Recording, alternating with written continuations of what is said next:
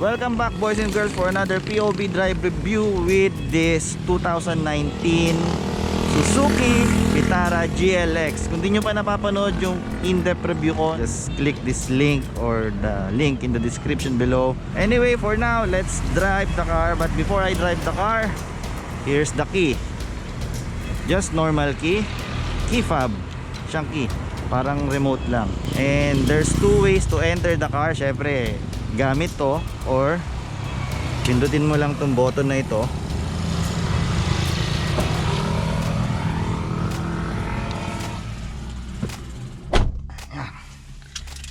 And ako pag nag-i-start ako ng ganitong kotse, tinitreat ko siyang parang susi. So madalas ko kasi nakikita sa iba, inaapakan kaagad yung preno tapos diretso pindot. So ako click 1 sa start button, click 2 para sa ignition kasi nagbabasa pa yung computer niyan. So ganun ako mag-start, parang tinitreat ko siyang may susi rin. Saka since nagkaroon ng ECU ang kotse, nagbabasa talaga yan bago i-start. Kaya inaantay ko munang matapos siya magbasa bago ko apakan yung brake pedal, tapos pindot ulit. And there, breathes to life. Siguro tayo. Hirap huminga ng may mask. Aircon. Grabe tong rental na to. Napakadilim ng tint. Hirap makita ng side mirrors. But anyway, wala siyang auto lock, auto door locks pag tumakbo na. Nasa automatic mode lang tayo ngayon ng transmission. Nasa D, drive. Yan ko muna siyang gawin kung anong gusto niya. Anyway, dito sa loob, mostly ilaw is red. Yung mga switch, yung mga button sa steering wheel, window switch, side mirror, it's all red. Gear lever, red din. Gauge cluster, very cool white. Saka yung pinakagusto ko, yung engine temperature gauge, meron siya. Ang isa lang napansin ko dito, yung sa passenger window switch, wala silang ilaw. Naalala ko lang kasi yung base model na Toyota Innova, nakailaw yung mga switch. Although hindi lahat ng base model na ibang brands ganon. Naalala ko lang dito kasi top of the line to, GLX, pero walang ilaw yung mga window switch. Ito lang talaga unang napansin ko dito, yung throttle pedal o gas pedal, kung ano man gusto nyong tawag dyan, medyo firm siya. Firm ang feel pag inaapakan mo siya. Brake pedal, okay naman. May pressure na kagad siya sa bandang upper half, may pressure na siya. Saka medyo bitey, siya. Hindi, just take my word, hindi to nakaka-capture ng video, pero yung feel niya parang kagat-kagat ganun. Napakaganda ng induction noise ng makina. O yung steering niya, sharpness niya, sharp siya. So may pagka-athletic tong kotse na to. May pagkapusa. Pakang ko. Yun, parang umabot sa half bago siya mag-react ng ganun. Siya mag-downshift ng 2 gears. Hindi siya matagtag eh. Pero may mga naririnig akong mga konting rattles. At 14,000 kilometers may mga rattle. Visibility, okay naman, normal sa ganito. Maliit yung window sa likod. Side mirrors niya sana medyo malaki ng konti. Medyo naliliitan ako, at least sa akin Saka siguro nakakatulong din sa pagpapahirap ng sobrang dilim ng tint ng car rental na to. Madilim. Hindi ako sanay sa ganitong tint, yung babaero tint. Ganda talaga ng induction noise ng mga Suzuki. Kahit yung Suzuki Ertiga, yung Suzuki Jimny, ganda. Pag napakan mo ng konti, humahalak yung makina. Ganda pakinggan. Saka yung ride niya, hindi talaga siya matagtag. Ayan, malubak tong part ng C5 na to. Hindi siya, nararamdaman mo kumakalog yung kotse, pero yung iba yung sobrang firm na ride. Ramdaman mo para kang inaalog-alog sa loob. Pero ito hindi siya ganun. Apak boy, apak.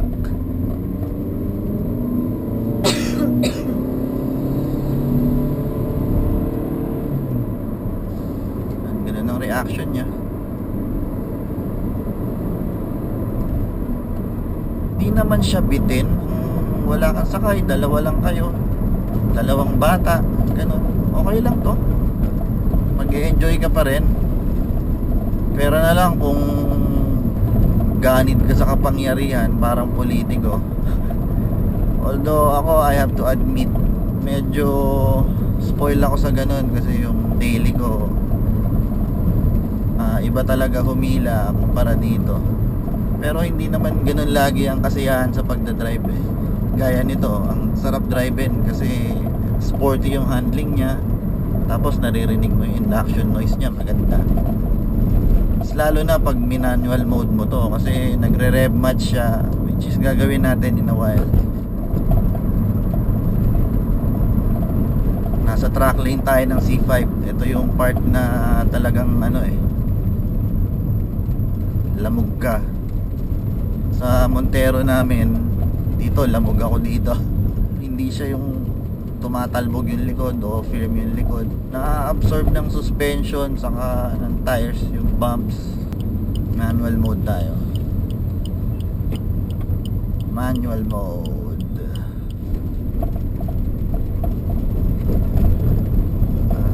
Automatic siyang bumababa. Napansin ko lang yung gears pag naka manual mode ka. Pag bumabagal ka, automatic siyang bumababa. Okay, medyo madilim talaga. Scary. Rental to. Right, let's give it a juice.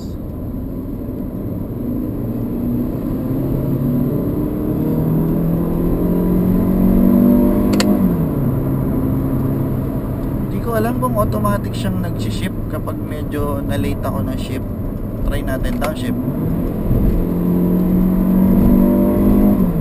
Nag-ship mag-isa.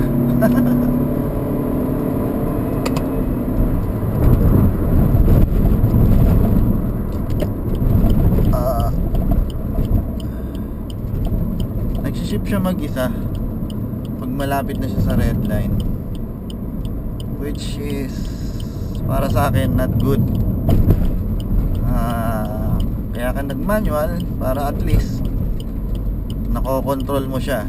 Pero dito nag-shift siya mag-isa. Okay lang yung downshift pag pabagal ka na. Pero yung upshift medyo hindi ko type. Downshift, although mabilis siya mag-react sa downshift, upshift. Second gear, shift kagad. Fourth gear, shift kagad.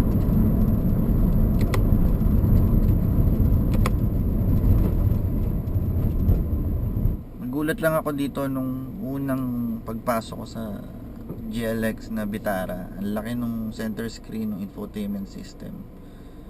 And Android siya. Yun nga lang, ewan ko kung bakit ganito to. Hindi siya responsive. May mga part lang siya dun siya nagre-react. Pero itong mga nandito, ayun, bigla siya nag-react. Buti na lang may physical button dito. Yun. Itong apps, ayun, parang may part lang siya. Hindi ko alam kung sira to or sayang naman. Responsive pa naman siya pag ayun, minsan ang gulo minsan responsive, minsan hindi. Na kakamali tuloy ako sa mga sinasabi ko. Ayan, ayaw. Home. Ayaw. Home. Ayun. Maganda sana. At 10 inch, magugulat ka. Parang kang may tablet or iPad dito sa gitna ng center console mo. Yun nga lang, 2019 model. Bakit ganito? Buti na lang meron siyang mode dito para pag gusto mo magradyo. Ayan, navi, music, video, phone, auxiliary. disc, radio, mga ganun. Buti ganun. Isa pang nagustuhan ko dito, pag nagda-downshift ka, nagre-rev match siya. So parang feeling ko lagi ako nasa racetrack, nag-heel and toe. Yun yung mga plus points na nakita ko. Hindi siya matagtag, auto rev match, steering is sharp, although steering feel, syempre electronic power steering, madalas ganyan na hindi mo halos maramdaman yung kalsada kung anong ginagawa ng gulong. Driving position, yung silya niya, ito na yung pinakamababang sitting position na kaya kong ibaba. Feeling ko mataas pa rin siya, para kang nagda-drive ng van. Yung tuhod ko almost straight. Saka hindi ko nabanggit dun sa main review ko na dito sa passenger side, dito sa harapan, yung silya meron ding height adjustment ng upuan.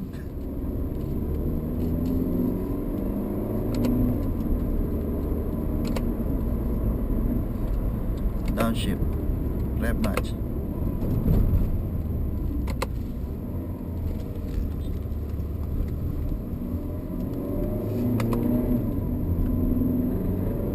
Oops.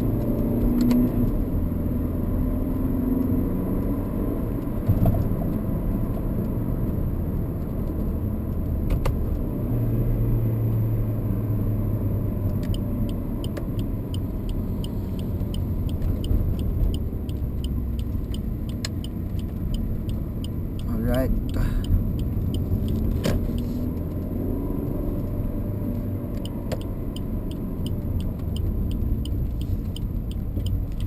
Little test body roll. Try natin yung traction control. Turn off the aircon. One more juice. Slightly juice.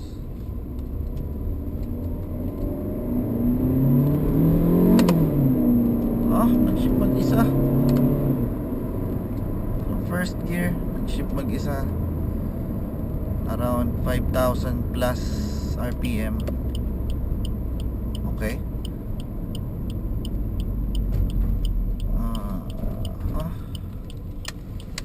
Turning radius. Okay naman, sa 4 lanes, isang pihit lang. One more juice. Tingnan natin kung mag-shift talaga siya. Okay, I'm on manual mode. Let's give it a juice. First to second gear lang. Yan. Nag-shift. Nag-shift talaga siya. Ganun talaga siya. Well, downshift, rev match. Okay sana. Although hindi naman masama. Yun nga lang, sa ibang tao kasi may gamit yun, lalo na sa akin yung nag-hold ng gear, may gamit yun eh. Minsan delikado yung nasa corner kang maapak ka, biglang kailangan mo palang mag-hold ng gear o magbagal, biglang nag-upshift, mas bibilis ka lalo. Well, that's the Suzuki Vitara GLX 2019 model, and it's time to say goodbye. Ayaw bumukas kahit nakalap. I'm glad na experience ko tong kotse na to, and na-enjoy ko siya. Actually, na-enjoy ko talaga siya. From the bottom of my heart, na-enjoy ko tong kotse na to. I can recommend this car. Kung gusto nyo ng compact SUV na crossover, na sporty to drive, isa to sa magagandang option na drive ko. At least in my opinion, it looks really good. Guwapo. And that light, in love ako sa headlight nito. Black chrome, tapos yung surround ng low beam, meron siyang blue, parang blue eyes ang dating, but it looks aggressive. It adds to the premium look ng kotse. Although hindi siya premium, sa interior hindi mo talaga makukuha lahat ng option na gusto mo, gaya ng mga hard plastic sa loob. Although sa price point na to, talaga expected yung hard plastic. Meron kasing mga plastic na masarap hipuin, magandang tignan, pero in this case hindi siya ganun. Anyway, I hope you enjoyed this POV drive, and kung na-enjoy nyo tong POV drive na to, sundot-sundutin nyo lang tong pagmumukha na to para makapag-subscribe kayo, and I hope to see you again on the next POV drive video. Bye bye.